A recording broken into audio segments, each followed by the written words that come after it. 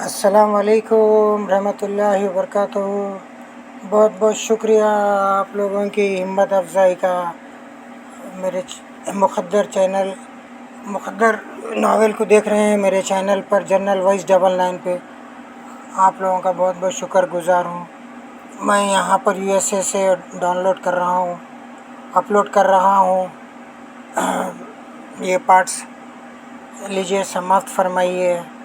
آگے آگے بہترین آپ لوگوں کو مزہ آئے گا، انجوائے کریں گے آپ لوگ، اور کہانی انٹرسٹڈ ہوتی چلی جا رہی ہے۔ لیجیے، پیش خدمت ہے مقدر کا پارٹ 27۔ فون نہیں کرو گے تو تمہاری یادیں تڑپاتی رہیں گی، مجھے کسی بھی پہلو سے سکون نہیں ملے گا، میں اب ساری زندگی سزا پاتی رہوں گی۔ اس کا تم اندازہ بھی نہیں کر سکتے۔ میں شرمندہ ہو رہا ہوں۔ میں کسی عالم دین سے باتیں کروں گا، ان سے اس بارے میں مشورہ کروں گا، وہ میں پھر سے میاں بیوی بننے کا راستہ دکھائیں گے۔ ہاں ضرور دکھائیں گے، وہ راستہ میں اور تم بھی جانتے ہیں کہ وہ تم سے دوبارہ رجوع کرنے کے لیے مجھے عدت کے ایام گزارنے ہوں گے، اس کے بعد کسی دوسرے شخص سے شادی کرنا ہوگی، پھر وہ شخص مجھے طلاق دے گا تو میں تم سے شادی۔ ایسی باتیں نہ کرو گل جان، تم میرے قریب کسی دوسرے شخص کا سایہ بھی برداشت نہیں کر سکتے۔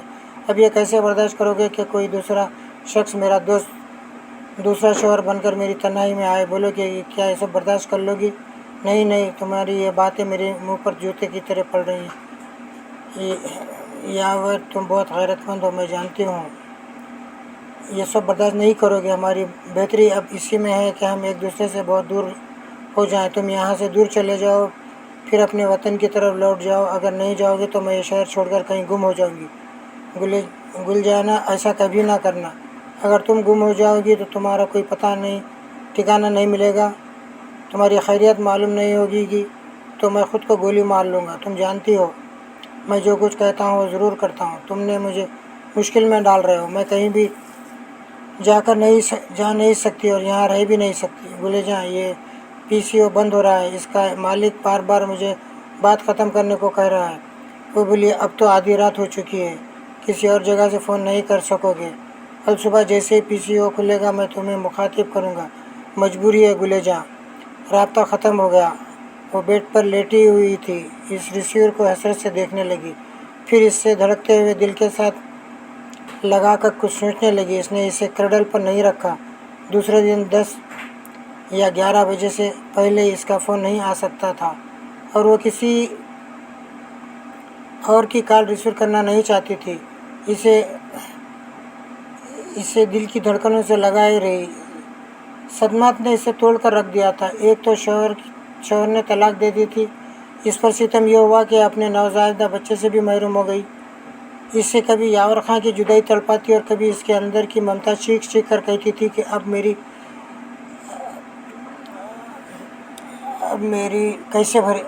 گود کیسے بھرے گی؟ میرا گم شدہ بچہ مجھے واپس کیسے ملے گا؟ نہیں ملے گا تو اس کی جگہ کوئی اور مل سکتا ہے، مگر کیسے؟ نہ اس کی زندگی میں یاور خاں دوبارہ آ سکے گا اور نہ ہی دوبارہ اس بچے کی ماں بن سکے گی۔ ایسی محرومی کا احساس شدت اختیار کرتا تھا اور ذیشان کی باتیں یاد آتی تھیں۔ اس نے کہا تھا تمہاری گودی میں ایک نیا پھول کھلے گا، جو بچہ کم ہو چکا ہے وہ واپس آئے گا۔ اس ننھے سے بچے کی خاطر تم مجبور ہو کر دوسری شادی ضرور کرو گی۔ نہیں، کبھی نہیں کروں گی۔ میری تنہائی میں یاور خاں کی جگہ دوسرا کوئی نہیں آئے گا، کبھی نہیں آئے گا۔ میں تمام انسانی جذبوں کو سمجھتا ہوں گل خانم جذبات کو بھی سمجھ رہا تھا۔ وہ پارسا تھی، اسے اپنے سابقہ شوہر کے سوا کسی دوسرے کا تصور بھی کرنا نہیں چاہتی تھی، لیکن حیا والی ہونے کے کہنے کہ وہ بے حیا نہیں کرے گی تو واقعی نہیں کرنا چاہے گی، لیکن یہ دعویٰ نہیں کرنا چاہیے کہ وہ دوسری شادی نہیں کرے گی، اسے اپنے دوسرے شوہر کی تنہائی میں نہیں جائے گی۔ وہ کیا جانتا ہے کہ میں کیا کرنے والا ہوں؟ یاور خاں غیرت مند تھا، اس کی غیرت یہ کبھی گوارا نہیں کر سکتی تھی کہ اس کی گل خانم دوسری شادی کے بہانے کسی دوسرے کے پہلو میں جائے، لیکن غصہ کرنے والوں کے اور غلطیاں کرنے والوں کی غیرت کھوکھلی ہو جایا کرتی ہے۔ ابھی ابتدا تھی، وہ نہیں مان سکتا تھا کہ وہ ہاتھ کی لکیروں کا فقیر بن سکتا ہے۔ وہ ابھی حالات کی دھیمی آنچ میں پک رہے تھے۔ अभी वो फ़ोन कॉल तक महदूद थे। आगे देखने की तमन्ना शिद्दत अख्तियार करने वाली थी। देखने के बाद छूने की तमन्ना और छूने के बाद पा लेने की ज़िद इन्हें पागल बना देने वाली थी। फलकनाज को किसी पहलू से सुकून नहीं मिल रहा था। पहले तो इसने उरूज और पाशा की निगाहों के तबादले देखे थे। वो इनकी निगाहों के मफ़हूम को अच्छी तरह समझने की कोशिश करती रही थी। इसने पोर्च की एक दीवार की ओर खड़े होकर दोनों की बातें सुनी और ये मालूम हुआ कि पाशा आज रात के 12 बजे अस्पताल में इससे मिलने जाएगा। तो इसे यकीन हो गया कि उरूज और पाशा ने बड़ी ज़बरदस्त प्लानिंग की है और ऐनी की दौलत पर सारी ज़िंदगी ऐश करने के लिए इस बेचारी को बेवकूफ़ बना रहे हैं। अब इसके अंदर ये बेचैनी पैदा हो गई थी कि इनके इस फ्रॉड को किस तरह सबके सामने खोल कर रख दे और उरूज ऐनी के सामने ये साबित कर दे कि इसकी जान निशावर करने वाली अजीज़ सहेली से धोखा दे रही है। ऐनी पर उरूज का बस चला हुआ था कि वो ठोस सबूत के बगैर अपनी फूफी की बात कभी तस्लीम ना करती। फलकनाज के सामने ये एक अहम मसला था, इन दोनों के ख़िलाफ़ किस तरह सबूत हासिल किया जाए। और इस वक्त वो लाइन में खड़ी हुई थी और कभी कभी सर उठाकर उरूज की ऐनी की छत की तरफ देखती थी। ऐनी पाशा को छत पर ले गई थी। इसके साथ वहाँ चाय पी रही थी। पता नहीं पाशा इससे क्या बातें कर रहा था और किस तरह अपनी चिकनी चपड़ी बातों से उसे लुभा रहा था। वो छत पर जाकर इनकी बातें सुनना चाहती थी मगर नहीं चाह सकती थी। छत बिल्कुल खुली हुई थी और वो कहीं छुप कर इनकी बातें नहीं सुन सकती थी। ऐसे ही वक्त इसे अपने बेटे अदनान की आवाज़ सुनाई दी। वो उसे पुकारता हुआ आ रहा था, मम्मा मम्मा आप कहाँ हैं। वो इसके करीब आकर बोला, मैं आपको पूरी कोठी में ढूंढता फिर रहा हूँ। पता है हमारी कोठी में वो टैक्सी ड्राइवर पाशा जानी आया हुआ है और ऐनी के साथ छत पर गया है। मैं भी जाना चाहता था लेकिन मामू जान फलकनाज ने मुझे जाने नहीं दिया। ये तो अच्छी बात नहीं है, मुझे वहाँ जाने से क्यों रोका जा रहा है। ये बताओ तुम कहाँ घूमते फिर रहे हो। यहाँ आकर पाशा की ऐसी इत्तला दे रहे हो जैसे मैं घर में नहीं रहती हूँ और मुझे कुछ मालूम नहीं है। तुम्हें शर्म आनी चाहिए। तुम अभी तक ऐनी का दिल नहीं जीत सके। अब एक टैक्सी ड्राइवर ऐनी का दिल जीतने के लिए आ गया है। अम्मा मम्मा आप मुझे आप मुझे शर्म ना दिलाएं। आप ऐनी की मामू मुमानी जान भी बुजुर्ग है। शर्म तो सबको आनी चाहिए कि आप लोगों की मौजूदगी में वो एक पराये को दिल देने के लिए छत पर गई है। मुझे वहाँ जाने नहीं दिया गया और वो नीचे नहीं आएगी, वरना मैं इस ड्राइवर के आगे दीवार बन जाना चाहता। दीवार तो मैं बनूंगी। मेरे जहन में एक तदबीर आई है। अगर ये किसी तरह पाशा से दीवार तो मैं बनूंगी। मेरे जहन में एक तदबीर आई है। अगर किसी तरह से पाशा और उरूज की तस्वीरें उतार ली जाएं तो इनका पोल खुलने के लिए तस्वीरें सबूत ही काफ़ी होंगी। क्या उरूज भी छत पर है? नहीं, वो अस्पताल ड्यूटी पर गई है और पाशा आज रात 12 बजे इससे मिलने वहाँ जाएगा। क्या वो इलाज के लिए जाएगा? वो झंझला कर बोली, समझा करो कोई आधी रात को किसी लड़की से मिलने क्यों जाता है। ओ हाँ हाँ के अंदाज में सर हिलाते हुए बोला, समझ गया। मगर अम्मा मम्मा ये तो गुनाह है। अल्लाह मियाँ पाशा और उरूज को जहन्नुम की आग में जलाएंगे। जब जलाएंगे तब जलाएंगे ना। अभी तो मैं जल रही हूँ। किसी तरह इनके ख़िलाफ़ सबूत हासिल करना चाहती हूँ। तुम अच्छी फ़ोटोग्राफी कर लेते हो। हमारे घर में बेहतरीन कैमरा है। क्या तुम इनसे तस्वीरें नहीं उतार सकते? क्यों नहीं। जब मैं कैमरा लेकर वहाँ जाऊँगा तो वो दोनों ही खुश होकर तस्वीरें उतरवाएंगे। लानत है तुम्हारी खोपड़ी पर। तुमने छुपकर राजदारी से इनकी तस्वीरें उतारनी है। अम्मा मम्मा अब आप अपनी खोपड़ी पर लानत भेजें। भला रात को छुपकर कैसे तस्वीरें उतार सकता हूँ। फ्लैश लाइट के ऑन होते ही दोनों को खबर हो जाएगी और मेरे पीछे पड़ जाएंगे। वो अपनी परेशानी पर हाथ मार कर बोली, इस मामले में दिमाग ऐसा उलझ गया है कि मेरी अकल भी काम नहीं कर रही है। وہ کمبخت عشق کرنے کے لیے آدھی رات کو ہسپتال جائے گا اور میں تصویری ثبوت حاصل نہیں کر سکوں گی۔ کوئی اور تدبیر سوچنی ہوگی۔ جب آپ جانتی ہیں کہ پاشا عروج سے آدھی رات کے بعد ملنے والا ہے تو آپ وہاں جا کر انہیں رنگے ہاتھوں پکڑ لیں، بلکہ پولیس کو بھی ساتھ لے جائیں۔ اس نے چونک کر بیٹے کو دیکھا، تھوڑی دیر تک سوچتی رہی، پھر بولی، پولیس والا تو ہمارے ہی گھر میں ہے، مجھے ذیشان سے بات کرنا چاہیے۔ وہ تیزی سے چلتی ہوئی کوٹھی کے اندر آئی، پھر ذیشان کے دروازے پر پہنچ کر اس نے دستک دی۔ اندر سے اسما نے پوچھا، کون ہے؟ بیٹی میں ہوں، تمہاری پھپھو جان۔ دروازہ کھل گیا۔ اسما بولی، اندر آ جائیے۔ وہ اندر آتے ہوئے بولی، سوری، میں تم دونوں کے آرام میں خلل ڈال رہی ہوں، مگر کیا کروں، ذیشان سے ایک ضروری بات کرنی ہے۔ ذیشان نے کہا، کوئی بات نہیں پھوپھی جان، آپ آرام سے بیٹھ کر بات کریں۔ وہ بولی، بیٹے اب یہ بات تو چھپی ہوئی نہیں ہے کہ عینی پاشا کو چاہتی ہے اور آئندہ شاید اس سے شادی کرنا بھی چاہے گی۔ جی ہاں، وہ سیدھی اور صاف دل کی لڑکی ہے۔ اس کے دل میں جو تھا اس نے ہم سب کو بتا دیا۔ پاشا جانی تعلیم یافتہ ہے، سلجھا ہوا ذہن رکھتا ہے، سچا اور ایماندار بھی ہے۔ میں سمجھتا ہوں کہ عینی کا انتخاب بالکل درست ہے۔ عینی ابھی بچی ہے، اس نے دنیا ہی کہاں دیکھی ہے، پھر یہ آنکھوں سے بھی مجبور ہے، کچھ دیکھ کر بہت کچھ دیکھ نہیں پاتی۔ اس لیے ہم بزرگوں کا فرض ہے کہ پاشا جانی کے بارے میں صحیح معلومات حاصل کریں۔ میں نے آج پاشا کے بارے میں بہت کچھ معلوم کیا ہے، وہ آئندہ بھی معلوم کروں گا۔ میری بہن کی زندگی کا سوال ہے، میں آنکھیں بند کر کے یہ رشتہ نہیں ہونے دوں گا۔ بیٹے پتہ نہیں تم کب آنکھیں کھول کر معلوم کرو گے، میری آنکھیں تو ہمیشہ کھلی رہتی ہے۔ آج پاشا پہلی بار ایک مہمان کی حیثیت سے یہاں آیا ہے اور میں نے پہلے ہی دن اس کے بارے میں بہت کچھ معلوم کر لیا ہے۔ یہ تو اچھی بات ہے، آپ ہمیں بتائیں کہ آپ کی معلومات کیا ہیں۔ سب سے پہلے تو میں یہ جانتی ہوں کہ عینی ضرور پاشا کو چاہتی ہے، لیکن اس کی محبت ایک طرفہ ہے، پاشا اسے نہیں چاہتا ہے۔ اسما اور ذیشان نے چونک کر ایک دوسرے کی دیکھا۔ پچھلی رات پاشا نے کہا تھا کہ عینی کو نہیں کسی اور لڑکی کو چاہتا ہے، اور آج اس کی چاہت بدل گئی تھی۔ وہ مہمان بن کر عینی کے گھر آیا تھا اور ابھی اوپر بیٹھا اس کے ساتھ چائے پی رہا تھا اور باتیں کر رہا تھا۔ اسما نے پوچھا، آپ کیسے کہہ سکتی ہیں کہ پاشا محبت نہیں کرتا؟ وہ اپنی ایک ہتھیلی کو دوسری ہتھیلی سے مار کر دھوکے سے کہتی ہوں، ایک انگلی سے مار کر بولی، دعوے سے کہتی ہوں کہ پاشا عینی کو نہیں، عروج کو چاہتا ہے۔ اسما ذیشان نے پھر ایک دوسرے کو حیرانی سے دیکھا۔ ذیشان نے کہا، پھوپھی جان، آپ یہ بات دعوے سے کیسے کہہ سکتی ہیں؟ میں آج شام سے عروج اور پاشا کا تماشا دیکھ رہی ہوں۔ گھر میں تو کسی نے ان دونوں پر توجہ نہیں دی، ان دونوں کا آنکھ مٹک کر دیکھتی رہی ہوں۔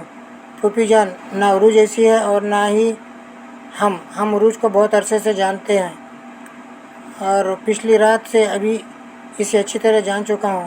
پلیز آگے کے بارے میں ایسی بات نہ کریں۔ بیٹے اگر میں یہ ثابت کر دوں کہ عروج پاشا دونوں مل کر عینی کو بیوقوف بنا رہے ہیں تو آپ کیسے ثابت کریں گے؟ تم پولیس والے ہو، اگر رات کی تنہائی جوان لڑکی کو ایک جوان مرد کے ساتھ ملتے دیکھو، انہیں گرفتار نہیں کرو گے؟ کیا ان کا محاسبہ نہیں کرو گے؟ وہ رات کو چھپ کر مل رہے ہیں، بے شک اگر ان کے درمیان کوئی رشتہ نہیں ہے پھر ان کا محاسبہ بھی کیا جا سکتا ہے اور انہیں گرفتار بھی کیا جا سکتا ہے۔ اسما نے پوچھا، کیا آپ یہ کہنا چاہتی ہیں کہ عروج پاشا رات کی تنہائی میں کہیں ملتے ہیں؟ بے شک ملتے ہیں۔ ذیشان، تم بہتری جانتے ہو تو آج ہی ان دونوں کو رنگے ہاتھوں پکڑو گے۔ آپ یہ کیسے جانتی ہیں کہ دونوں آج رات ملنے والے ہیں؟ بیٹے میں نے چھپ کر ان دونوں کی باتیں سنی ہیں۔ پاشا عروج سے کہہ رہا تھا کہ وہ ایک آدھا گھنٹے عینی کے باتیں کرنے کے بعد یہاں سے نکلے گا تو اس کے پاس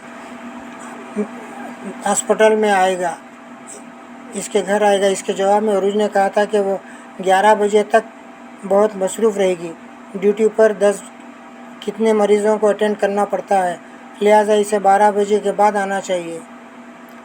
وہ دونوں ایسی باتیں کہہ رہے تھے، آپ نے اس کی باتیں کہاں سنی ہیں؟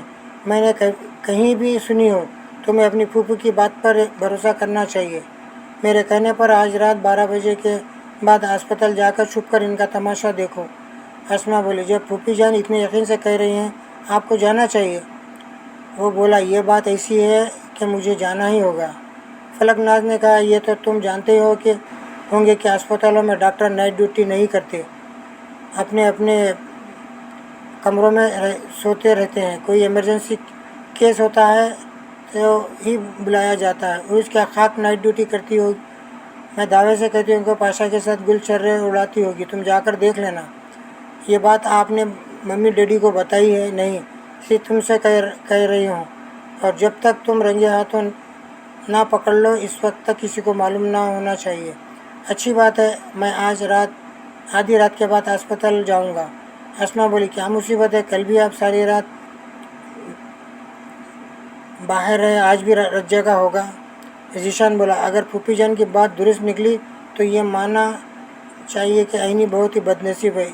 इसके हिस्से में बेइंतहा दौलत आई है, लेकिन मोहब्बत के सिलसिले में वो कंगाल है।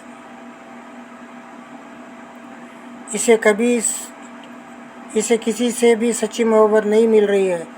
फलकनाथ ने उठते हुए कहा, बेटे मैं जा रही हूँ, जब तक सच सामने न आए तब तक इस बात को अपने हद तक से अपने दिल से निकालने ना, बाहर से निकलने ना देना। दीवार के भी कान होते हैं। उरूज के कानों तक ये बात पहुँचेंगी तो वो होशियार हो जाएगी, तुम इसे पकड़ नहीं सकोगे। आप फिक्र ना करें, आराम से सो जाएं। हाय बेटा, हमारी आईनी के साथ फराड हो रहा है और आराम से कैसे सो सकती हूँ? कभी नहीं, मैं तो तुम्हारी रात तक जागती रहूँगी, चाहे सुबह ही हो जाए। अच्छा, मैं जा रही हूँ। दरवाज़ा खोलकर बाहर चले गई। इस्मा ने पूछा, पिछले 2 रातों से भी यही हो रहा है? आप सो नहीं पाते हैं, सुबह आते हैं तो 2-4 घंटे सोने के बाद फिर ड्यूटी पर चले जाते हैं। आज भी आपके साथ यही होगा। क्या किया जाए, मजबूरी है। अगर फूफी जान की बात दुरुस्त है तो अपनी बहन को पाशा के फराड से बचाना ही होगा। अरूज ऐसी लगती तो नहीं है, मेरा दिल नहीं मानता है। क्या वो आईनी को कभी धोखा दे सकती है? नीयत बदल जाए तो मोहब्बत के अंदाज भी बदल जाते हैं। मुझे आज ही देखना है कि बचपन से मोहब्बत करने वाली सहेली और आईनी पर जान देने वाली की नीयत कैसे बदल गई है। अब तक इनकी ज़िंदगी में कोई मर्द नहीं आया था, और जब कोई मर्द आता है तो फिर वो आवाज़ पर छा जाता है। वो ज़ीशान के शाने पर सर रख कर बोली, वही इसका दिल और वही दुनिया होता है। इसके आगे खून के सारे रिश्ते कमज़ोर हो जाते हैं, तो फिर सहेली क्या चीज़ है? वो घड़ी में वक्त देखकर बोला, अभी 9 बज रहा है, मैं ज़रा 2 घंटे सो लूँ, फिर अस्पताल जाऊँगा। लाइट ऑफ कर दो। इसने लाइट ऑफ कर दी। वो बिस्तर पर आराम से लेटे हुए बोला, तुम भी आ जाओ। नहीं, मैं आऊँगी तो आप सो नहीं पाएंगे। वो पायंती आकर बैठ गई, फिर इसका पाँव दबाने लगी। वो इन शौहरों में से था जो शादी के बाद भी अपनी बीवी से बेइंतहा मोहब्बत करते हैं, अपनी ज़िंदगी और घर में इसको तमाम रिश्तेदारों पर तरजीह देते हैं। और आज तो ज़ीशान ने इसके लिए बहुत बड़ा काम किया था। किसी आने वाली शौकन से इसे निजात दिला दी थी और यह साबित कर दिया था कि इसकी ज़िंदगी में सिर्फ वही रहेगी, कोई दूसरी कभी नहीं आएगी। शौहर ऐसे हों तो बीवियाँ कुर्बान होने लगती हैं। इसने बड़ी मोहब्बत और अक़ीदत से झुककर इसके पैरों को चूम लिया। कमरे में गहरी खामोशी तारीकी थी। ऐसे वक्त फ़ोन के बज़र ने चौंका दिया। इस्मा ने बेजारी से कहा, तौबा है, अब ये फ़ोन आपके कान खाएगा, सुने नहीं देगा, कोई नई मुसीबत लाएगा। आप इसे बंद करके क्यों नहीं सोते हैं? इसने फ़ोन उठाते हुए कहा, मैं क्या करूं, मेरी ड्यूटी ही ऐसी है, कोई इमरजेंसी हो सकती है। इसने फ़ोन ऑन करते हुए कहा, कान से लगा कर कहा, हेलो, एसपी ज़ीशान बोल रहा हूँ। दूसरी तरफ से बिच्छू बाबा की आवाज़ सुनाई दी। सर, मैं बोल रहा हूँ, मैंने आपके हुक्म के मुताबिक जव्वाद को इसकी माँ तक पहुँचा दिया है। वो माँ बेटा कहाँ है? अब तो बेटा नहीं रहा, सिर्फ माँ है। क्या कहना चाहते हो? सर, जो नहीं चाहते थे वो हो गया, जव्वाद मर चुका है। ओह माय गॉड, मैंने तुमसे कहा था कि हाथ ज़रा नरम रखोगे। सर, मैंने तो यही कोशिश की थी, इसे ज़्यादा टार्चर नहीं किया था। अब वो बर्दाश्त ना कर सका तो मैं क्या करूं? शायद मुक़द्दर को यही मंजूर था। हाँ, अब तो यही कहा जा सकता है कि इसे मुक़द्दर ने मारा है। ये बताओ, तुमने इसे जहाँ फेंका था वहाँ से इसे कौन उठा कर ले गया? 4 बंदे, एक पुलिस, एक एम्बुलेंस लेकर आए थे, फिर इसे श्री हाई अस्पताल ले गए। वहाँ थोड़ी देर के बाद میں نے شہباز درانی کو ایک عورت کے ساتھ دیکھا، بعد میں پتہ چلا کہ وہی جواد کی ماں دردانہ بیگم ہے۔ اچھا، تو شہباز درانی کے ساتھ آئی تھی۔ یہ شک بہت گہرا ہے، اس کی پہنچ بہت اوپر تک ہے اور دردانہ اس کے پاس پہنچی ہوئی ہے۔ سر، میرے لیے کیا حکم ہے؟ تمہیں کل حوالہ سے نکال دیا جائے گا، تم کچھ عرصے کے لیے ملک سے باہر ہی چلے جاؤ۔ شہباز درانی جواد کے قاتل تک پہنچنے کے لیے ہوم منسٹر کے سر پر سوار ہو جائے گا۔ پتہ نہیں اس کی پہنچ اور کتنی اوپر تک ہے۔ تم یہاں رہو گے تو خطرہ سر پر منڈلاتا رہے گا۔ آپ میری بہتری کے لیے ہی مشورہ دے رہے ہیں۔ میں 24 گھنٹے کے اندر ملک سے باہر چلا جاؤں گا۔ ذیشان نے فون بند کر دیا۔ اسما نے حیرانی اور بڑے دکھ سے پوچھا، کیا جواد کو کسی نے قتل کیا ہے؟ ذیشان نے چونک کر اسما کی سمت دیکھا۔ کھڑکی کے پردے کے باوجود باہر کی دھیمی سی روشنی اندر آ رہی تھی، جس میں وہ سائے کی طرح دکھائی دے رہی تھی۔ وہ فون پر بات کرتے وقت بھول گیا تھا کہ وہ اس کے قریب ہی موجود ہے۔ بچھو بابا، ایسی راز کی باتیں ہو رہی تھی جو کسی کو نہیں بتا جا سکتی تھی۔ اس نے پریشان ہو کر پوچھا، تم کہاں ہو؟ میں ٹھیک طرح سے سمجھ نہیں پائی، آپ کیا کہہ رہے ہیں؟ شہباز درانی جواد کے قاتل تک پہنچنے کے لیے پتہ کرے گا، اور آپ کی باتوں سے ایسا لگ رہا ہے کہ جواد کے قاتل سے بات کر رہے ہوں اور اسے ملک بھاگ جانے کا مشورہ دے رہے ہو۔ بات یہ نہیں ہے جو تم سمجھ رہے ہو۔ میں جسے ملک باہر بھیجنے کا مشورہ دے رہا ہوں وہ میرا خاص آدمی ہے۔ اب صورتحال یہ ہے کہ جواد میری قید میں تھا، میں اسے رہائی دی تھی اور رہا ہوتے ہی اسے کسی نے اغوا کیا تھا۔ اس پر اس قدر تشدد کیا گیا تھا کہ وہ ہسپتال پہنچ کر مر گیا۔ میں دردانہ اور اس کے حمایتی یہی شبہ کریں گے کہ ہم دونوں نے اسے اغوا کروا کے مار ڈالا ہے۔ پھر وہ میرے خاص آدمی کو پکڑ کر اس پر تشدد کریں گے۔ بیچارہ مفت میں ہی مارا جائے گا۔ اس لیے میں اسے ملک سے باہر جانے کا مشورہ دیا ہے۔ پتہ نہیں آپ کو پولیس کی ملازمت میں کیا حاصل ہوا، خواہ مخواہ خطرات سے کھیلتے رہتے ہیں۔ جن مجرموں کو پکڑتے ہیں، انہیں سزا دلاتے ہیں، وہی آپ کے دشمن بن جاتے ہیں۔ اب تو مجھے نصیحتیں کرتے کرتے صبح نہ کر دینا۔ خطروں سے کھیلنا ہی جوان مردوں کا کام ہے۔ موت ہر انسان کی مقدر میں لکھی ہوئی ہے۔ جو دفتروں میں کام کرتے ہیں، گھر کی چاردیواری میں بیٹھ کر کام کرتے ہیں، انہیں بھی موت آتی ہے۔ تو پھر میں کیوں نہ جوان مردی سے خطرات کا سامنا کرتے ہوئے موت کو گلے لگاؤں؟ آپ ایسی باتیں کرتے ہیں تو مجھے بڑا ڈر لگتا ہے۔ صبح اٹھ کر ڈرانا، ابھی سو جاؤ۔ اور ہاں، اس کے قتل ہونے والی بات تم گھر پر کسی سے نہ کہنا۔ اخبارات یا دردانہ کے ذریعے پہنچنے دو، اور اب خدا کے واسطے سو جاؤ۔ وہ کروٹ بدل کر سونے کی کوشش کرنے لگا۔ وہیں اس کے قدموں کی پاس آواز اپنے شوہر کے لیے اس کے دل سے دعائیں نکلتی تھیں۔ یہ فخر بھی حاصل تھا کہ وہ صرف اسے چاہتا ہے، اس پر کسی کی اہمیت نہیں دیتا۔ وہ دوسری بیوی لا کر باپ بن سکتا تھا، لیکن بانجھ بیوی کی خاطر ساری عمر لا والد رہنا پسند کر چکا تھا۔ فلک ناز کو نیند آنے والی نہیں تھی۔ وہ بے چین روح کی طرح کوٹھی کے اندر باہر بھٹک رہی تھی۔ عینی اور پاشا اب تک بری طرح ٹہل رہے تھے۔ اس کا دل بار بار اوپر جانے کے لیے مچل رہا تھا۔ آخر اسے نہ رہا گیا۔ اس نے اپنے بیڈ روم میں آ کر ایک سوفٹ پہنی تاکہ چلتے وقت قدموں کی آہٹ نہ سنائی دے۔ پھر وہ چھت پر جانے والے زینے پر چڑھتی ہوئی اوپر آ گئی۔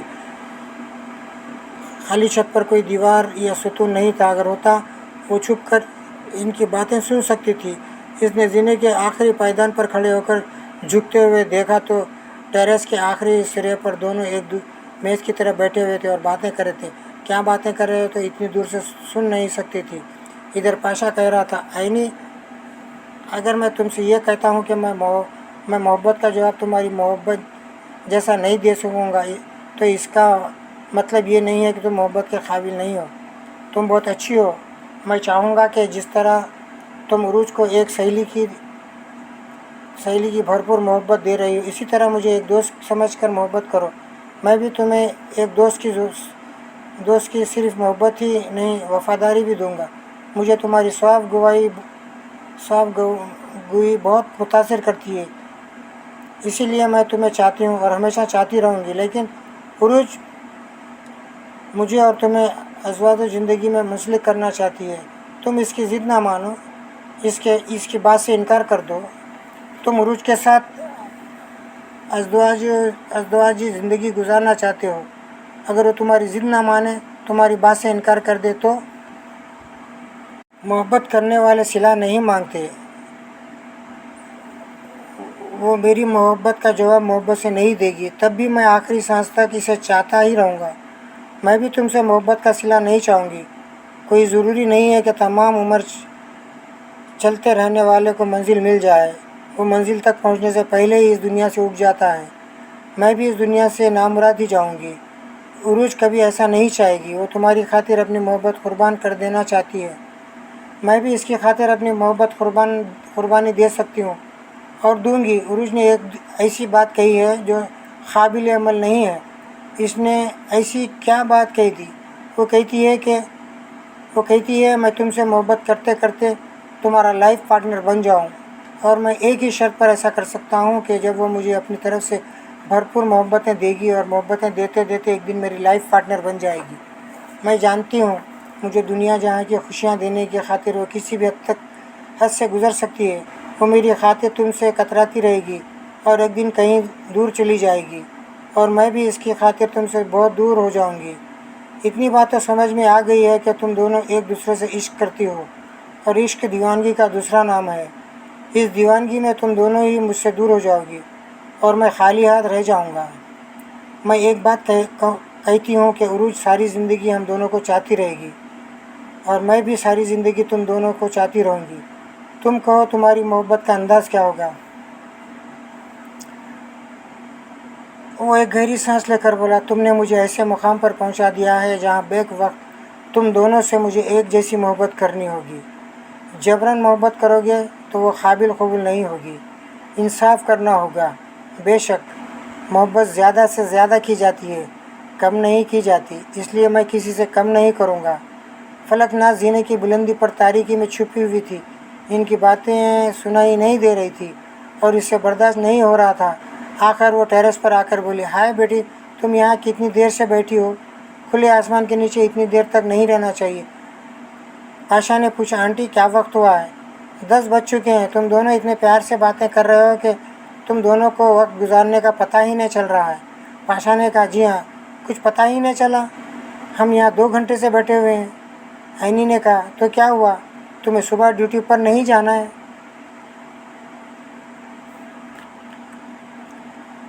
वो इसके करीब झुककर बोला, बुज़ुर्गों का तो कुछ ख्याल करो, हमें इतनी देर तक यहाँ तन्हा नहीं बैठना चाहिए, प्लीज़ चलो।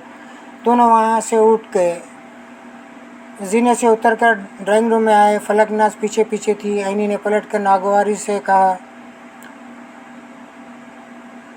फूफी जान, आपको मेरे कमरे में जाकर आराम करना चाहिए। फूफी जान, आपको अपने कमरे में जाकर आराम करना चाहिए। हाँ हाँ बेटी, मैं जा रही हूँ। तुम पाशा को बाहर जाकर सी ऑफ कर दो। कोई बात नहीं, मैं जा रही हूँ। वो पलटकर आहिस्ता आहिस्ता चलने लगी। ऐनी पाशा के साथ बाहर चले गई तो सीढ़ियाँ चढ़कर तेज़ी से जीशान की तरफ आने लगी। वहाँ दरवाजे के करीब इस्मा कुर्सी पर बैठी हुई थी। फलकनाज़ ने कहा, बेटी, तुम यहाँ क्या कर रही हो? तुम यहाँ कुर्सी पर बैठी हुई हो, क्या जीशान से नाराज़ होकर बाहर आ गई हो? अस्मा ने नागवारी से कहा, फूफी जान, मैं जानती थी कि न आपको सुकून आप सुकून से रहेंगी और न ही जीशान को सुकून से रहने देंगी। जब पाशा यहाँ से जाएगा तो आप फिर यहाँ पर इनकी नींद ख़राब करने आ जाएंगी। हाय हाय बेटी, ये क्या कह रहे हो? क्या मैं दुश्मन हूँ जो इसकी नींद ख़राब करूँगी? ये तो मेरी भतीजी की इज़्ज़त का सवाल है। मैं ये बताने आई हूँ कि पाशा यहाँ से जा चुका है, अब इसका पीछा करना चाहिए। यहाँ पर रोक रहा हूँ। पार्ट 27 एंजॉय कीजिए, सुनते रहिए, लुत्फ़अंदोज़ होते रहिए, और अपना टाइम थोड़ा बहुत जो भी निकाले पास कीजिए। यहाँ पर मैं यूएस से, टेक्सास से ये पार्ट अपलोड कर रहा हूँ। बहुत बहुत शुक्रिया आप लोगों का जो मेरे इस कहानी को सुन रहे हैं आप लोग। अल्लाह हाफिज़।